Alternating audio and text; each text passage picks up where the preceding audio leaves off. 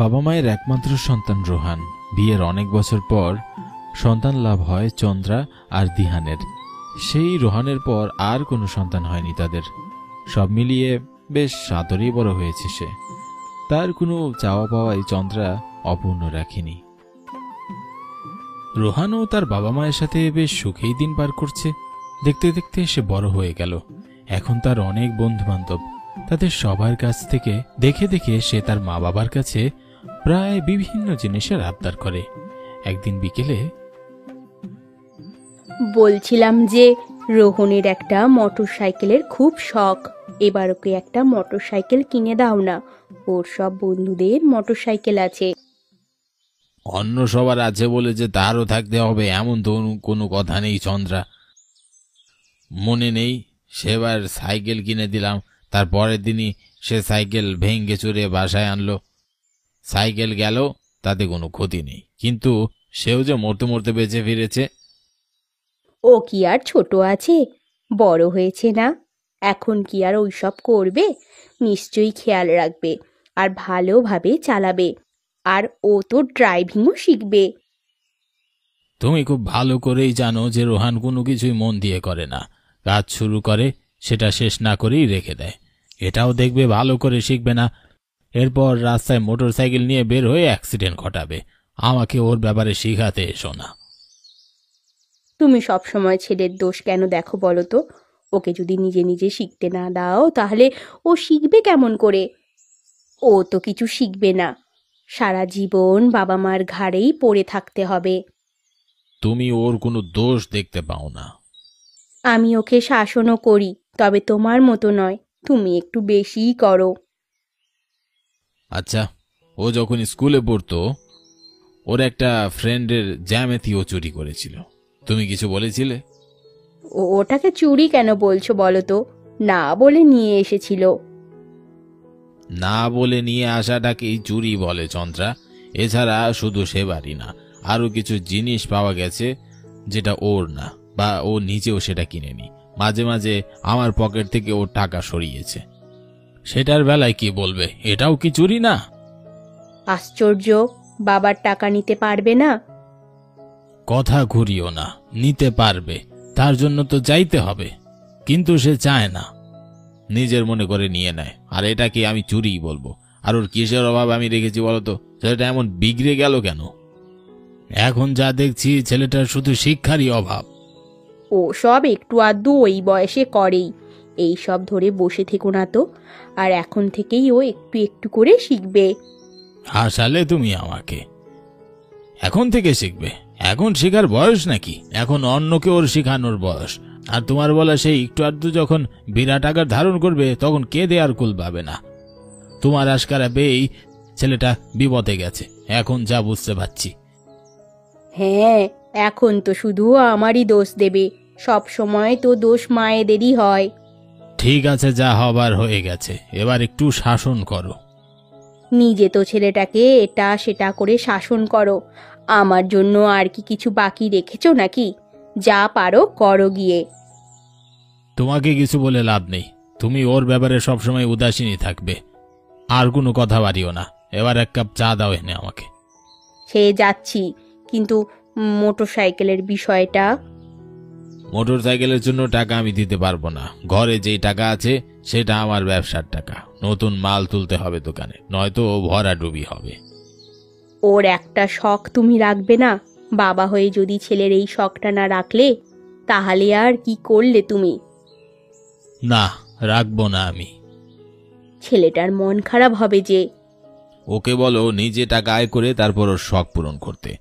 নিজের কষ্টের উপার্জনের টাকা হলে তখন শখ এমনিতেই কমে আসবে। তার মানে বাবার কাছে টাকা থাকা সত্ত্বেও সে আমাকে আমার পছন্দের জিনিস কিনে দিচ্ছে না। এবার আমাকে মাকেই ধরতে হবে। আমিও দেখব আমাকে আমার শখের জিনিস কিনে না দিয়ে যায় কোথায় বাবা।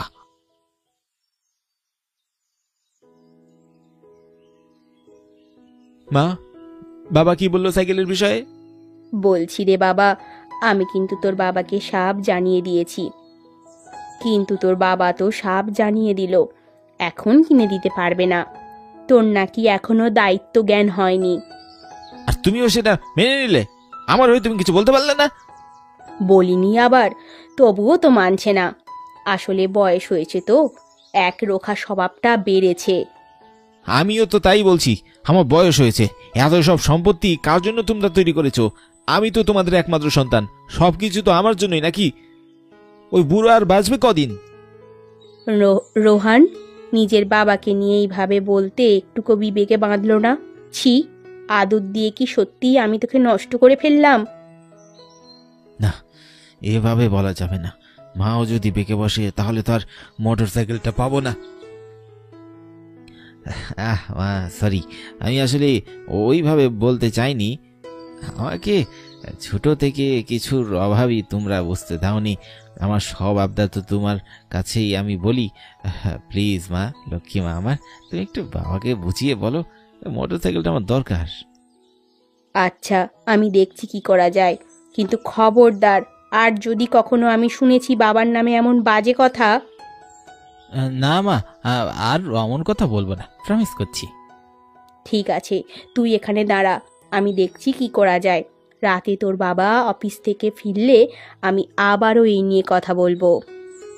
হ্যাঁ মা, কিন্তু একটু অন্য বুদ্ধি খাটিও যেন বাবা এবার রাজি হয়।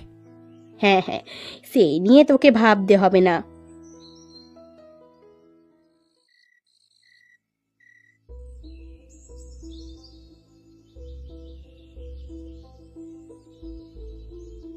এগুলো কি করছো? ভাবছি বন্ধক রাখবো। এই গয়না তো আর আজকাল পরি না, শুধু শুধুই পড়ে আছে। কিন্তু কেন? না, তেমন কিছু না, এমনি। ও আচ্ছা, বুঝেছি, ছেলের আবদার রাখতে এমন এখন সব এইসব বিক্রি করছো, তাই না? বিক্রি কেন করব, বন্ধক রাখবো বললাম তো। আর সেটা ছাড়ানোর মতো টাকা তোমার কাছে আছে? যদি কোনো কারণে সে টাকাটা শোধ না দিতে পারো? সে পরে দেখা যাবে, এখন আগে ছেলেটার আবদার রাখি। 10টা নয়, 5টা নয়, একটা মাত্র ছেলে আমার। এটা তোমার বিপদের সাথী চন্দ্রা, তুমি গয়নাগুলো রেখে দাও, না হলে পরে দেখবে মানুষের কাছে হাত পাততে হবে তোমাকে শেষ পর্যন্ত। আমার যেমন তোমার ব্যবসা নিয়ে বলার অধিকার নেই, ঠিক তেমনই তোমারও উচিত নয় আমার গয়না নিয়ে কিছু বলা। আমার গয়না আমি যেভাবে ইচ্ছা বিক্রি করব। যা খুশি করো, তবে শেষবারের মতো বলছি তুমি পস্তাবে চন্দ্রা। ছেলেকে আমরা মানুষ করতে পারিনি, ও আমাদের শেষ বয়সে দেখবে না, তখন নিজের কপালই চাপড়াবে। আর আমি সেই সময়ের জন্যই তোমাকে এই গয়নাগুলো যত্ন করে রাখতে বলছি। তুমি তো নিজের ছেলের ব্যাপারে যতটা খারাপ কথা বলো, ততটা খারাপ চিন্তা কোনো বাবাও করে না। আমার ছেলে ঠিকই আমাদের শেষ বয়সে দেখবে, এটা আমার বিশ্বাস। হ্যাঁ, তুমি সেই আশাতেই থাকো, কিন্তু সেই সময়ের আশায় গুড়ে বালি হবে, মিলিয়ে নিও।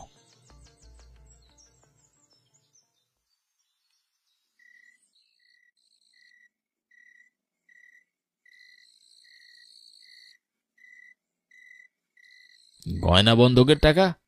হ্যাঁ, অবশেষে টাকাগুলো নিয়ে এলাম।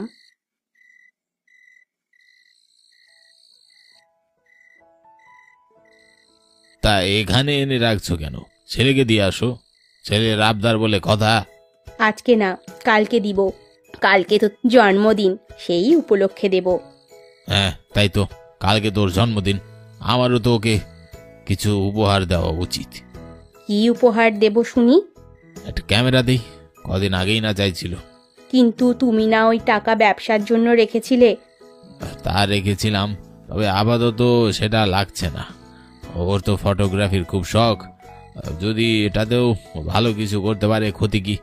এটা না হয় ওর ভবিষ্যতের জন্য আমরা একটা ছোট্ট ইনভেস্টমেন্ট করলাম। তুমিও তো ওকে কম ভালোবাসো না, তবু ছেলেটাকে এমন বোকাঝোকা কেন করো? তোমার খারাপ লাগে না বুঝি? ও তুমি বুঝবে না, ছেলে মেয়েদের মানুষ করতে গেলে দুজনকেই নরম স্বভাবের হলে হয় না, বাবা মায়ের মধ্যে একজনকে একটু কড়া হতে হয়। তুমি যদি কড়া হতে তাহলে আমি নরম হতাম, কিন্তু তুমি তো নরম, তাই আমাকে একটু কড়া হতে হচ্ছে। কাউকে না কাউকে ভয় পাওয়াটা জরুরি। তুমি যে কখন কি বলো না বলো তা আমার মাথায় ঢোকে না। ভালোবাসো, অথচ ছেলেকে সেটা দেখাতে পারো না। ওর বুঝি ওর বাবার কাছ থেকে ভালোবাসা পেতে ইচ্ছে করে না? এজন্যই তো বলি সবকিছু তোমার বোঝার সাধ্যে নেই। হয়েছে হয়েছে, এখন ঘুমিয়ে পড়ো। আর আমাকে অত বুঝিয়ে তোমার লাভ নেই, কাল সকালে উঠতে হবে। চন্দ্রা ও দিহান দুইজন লাইট বন্ধ করে ঘুমাতে গেল। অনেকক্ষণ কেটে গেল, রাত গভীর হতে শুরু করল। মাঝরাতে রোহান নিঃশব্দে তার বাবা মায়ের ঘরে ঢুকল। ভালো করে তাকিয়ে দেখল তার বাবা মা গভীর ঘুমে আচ্ছন্ন। হঠাৎ তার মনে খেয়াল হলো, কাল তো আমার জন্মদিন, অথচ আজকেও আমাকে যাচ্ছে তাই কথা শোনালো। ঠিক আছে, আমার জন্মদিনের উপহার আমি নিজেই নেব। এরপর সে আস্তে আস্তে আলমারি খুলে বাবার ব্যবসার টাকা আর মায়ের গহনা বিক্রির টাকাগুলো নিয়ে সে চলে আসে। পরদিন সকালে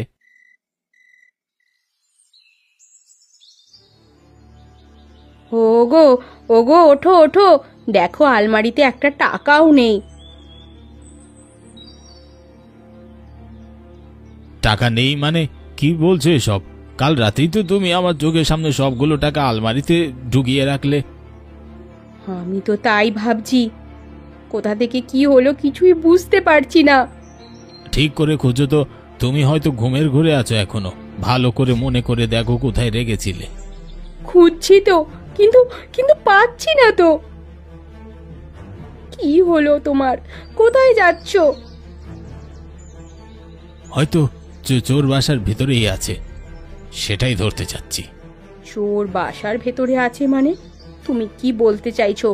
আমাদের টাকাগুলো চুরি হয়েছে? 100 বার চুরি হয়েছে, না হলে টাকার তো আর হাত পা গজায়নি যে সে নিজে নিজেই হেঁটে চলে যাবে।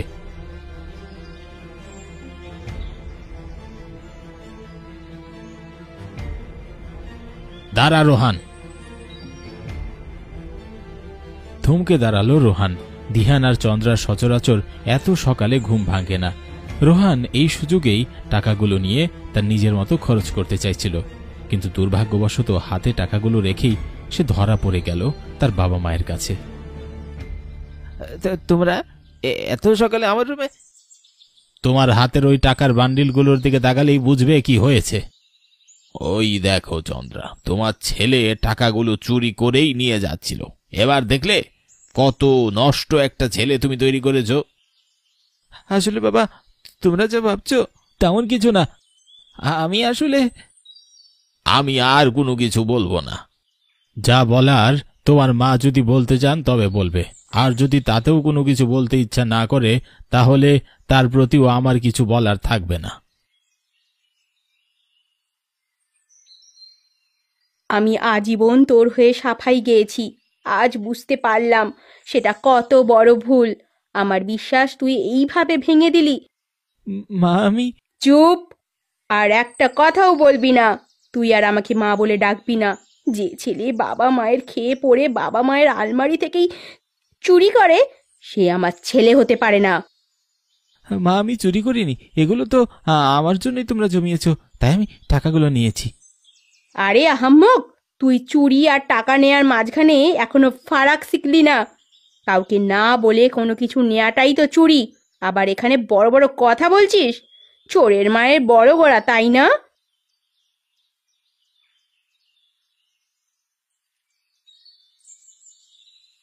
তোর জন্যই এই টাকাগুলো ছিল। আজকে তোর জন্মদিন উপলক্ষে তোর হাতেই টাকাগুলো দিতাম, কিন্তু তুই আর সেটা পাবি না। তুই নিজেই নিজের সম্মানটা নষ্ট করলি, আর আমার মাথাটাও হেট করে দিলি তোর বাবার কাছে।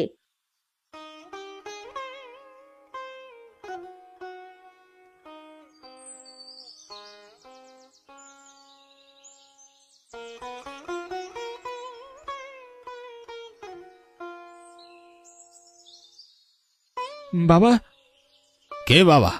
আমার কোনো ছেলে নেই। এভাবে বলো না বাবা। তুমি যদি আমার কাছ থেকে মুখ ফিরিয়ে নেও তাহলে আমি কোথায় যাব বাবা? তোর ভিতরে ন্যূনতম কোনো অপরাধবোধ কাজ করে বলতো সত্যি করে?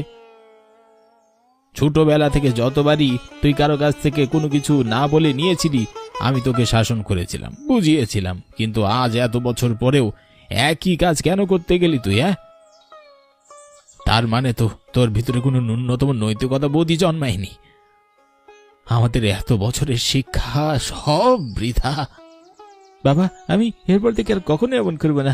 আমি ভেবেছিলাম আমি কি তোমাদের একমাত্র সন্তান, তোমাদের যা টাকা পয়সা সব তো আমারই। আমি চাইলেই তো আমার ভাগের সম্পত্তি টাকা নিয়ে নিতে পারি। চুরি করে আবার বড় গলায় কথা বলা হচ্ছে। আর তোকে আমি সম্পত্তির ভাগ এখনো দিয়েছি? দেইনি তো। তাহলে এইসব কিছু তোর মাথায় এলো কি করে? দেখ বাবা, তোকে আমরা ছোটবেলা থেকেই অনেক নৈতিকতার শিক্ষা দিতে চেয়েছি। জানি না আমাদের কি কমতি ছিল বা তোর কোথায় বোঝার ভুল ছিল, তবে এখন বড় হয়েছিস।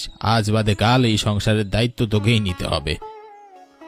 তখনও যদি এমন ভাবধারা নিয়ে থাকিস তাহলে তোর সন্তানেরাও যে বিগড়ে যাবে। নিজে যখন বাবা হবি তখন বুঝতে পারবি সন্তান বিপদে গেলে বাবা মায়ের কেমন লাগে। আর এমনটা হবে না বাবা, আমি ওর ভুল বুঝতে পেরেছি। আজ আমরা বাবা মা বলে তোকে ক্ষমা করে দিচ্ছি। তুই যে তোর ভুল আসলে বুঝতে পারছিস সেটাই আমাদের জন্য অনেক। কিন্তু আজ যদি আমাদের জায়গায় অন্য কেউ থাকতো তাহলে সারা জীবন তোকে অভিশাপ দিয়ে যেত। বাবা মা সব অপরাধ ক্ষমা করে দেন, সন্তানদের বোঝান, কিন্তু অন্য কেউ দ্বিতীয়বার সুযোগ দেয় না। তাই জীবনে কখনো এমন কিছু করবি না যেন মানুষ তোকে দ্বিতীয়বার সুযোগ না দেয়, বরং তোকে পুরো সমাজের লোকের সামনে ছোট করে। হ্যাঁ বাবা, মনে থাকবে। বাবা, মাঝে কথা বলছেন না আমার সাথে? তোমার মা অনেক কষ্ট পেয়েছেন, চিন্তা করিস না, ওকে আমি বোঝাবো। তুই আজকে রাতের জন্য তৈরি থাকিস, তোকে নিয়ে আমরা বাইরে ঘুরতে যাব বাবা। ঠিক আছে বাবা।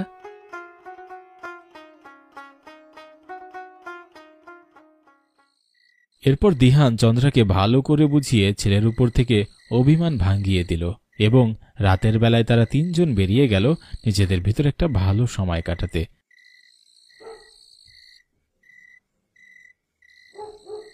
রাতে বাড়ি ফেরার সময় দিহান আর চন্দ্রা দুজনেই রোহানকে তাদের দুজনার পরিকল্পনা মতো দুটো জন্মদিনের উপহার কিনে দিল।